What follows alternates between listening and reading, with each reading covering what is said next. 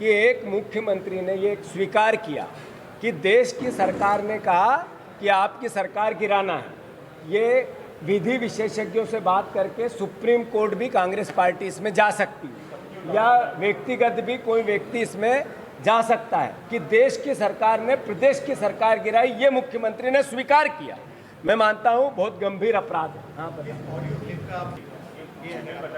ऐसा है कि मुख्यमंत्री का 2 दिन पहले का दौरा और भारतीय जनता पार्टी के कार्यकर्ता और जनप्रतिनिधियों से मुख्यमंत्री का संवाद, उसमें मुख्यमंत्री जी के भाषण का पूरा ये संवाद के अंश है, जो अभी ऑडियो क्लिप फिर से जारी करेंगे नरेंद्र सलूजा जी, हमारे प्रवक्ता।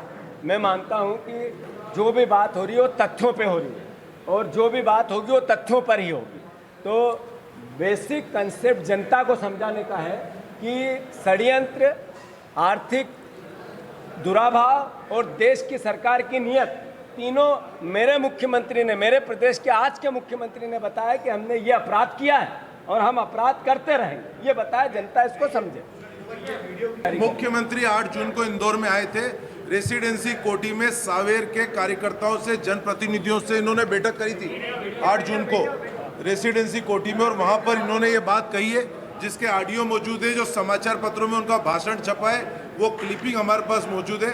और मुख्यमंत्री किस प्रकार से कह रहे हैं कि ये सरकार हमारे केंद्रीय नेतृत्व के इशारे पर हमने गिराई, वो नहीं चाहते थे कि मध्य प्रदेश में सरकार चले, और क्या बगैर ज्योतिरादित्य सिंधिया के हम ये सरकार गिरा सकते थे क्या? इसलिए हमने उनकी मदद ली। तो आपको नरेंद्र मोदी, अमित शाह और नड्डा की भावनाओं का और जो उन्होंने फैसला लिया उसका सम्मान करना है। यह भी देखना कि कहीं नरेंद्र मोदी का फैसला उल्टा नहीं पड़ जाए। तो इसलिए आपको तुलसी सिलावट को जिताना है, और तुलसी सिलावट जीतेंगे तो ही मैं मुख्यमंत्री रह पाऊंगा। ये सारी बात उन्होंने कही है, जो हमने ऑडियो के रूप में हमारे पास मौजूद है, समाचार पत्रों में भी छपी, और इसको लेके हम सुप्रीम कोर्ट भी जाएंगे और राष्ट्रपति के सामने भी गुहार लगाएंगे। जी, क्या आपने क्या बात करी? फिर से क्लिप जारी करेंगे। हाँ, क्लिप जारी करेंगे जी।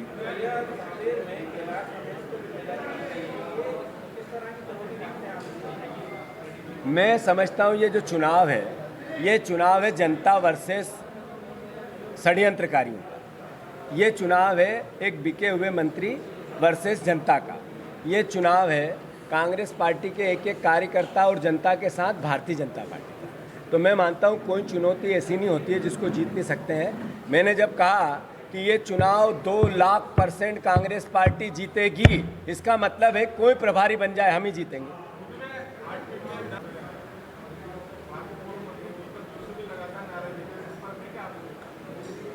इन सब बातों के संपर्क की बात या किसानों के आक्रोश की बात जग जाहिर है। मीडिया हमसे ज़्यादा, विपक्ष से ज़्यादा इस बात को हाईलाइट कर रहा है कि इस सरकार ने जितने भाषण दिए, जितने विज्ञापन दिए, जितने संदेश मुख्यमंत्री ने दिए, उसके विपरीत किसान बुरी तरीके से परेशान हो रहा है।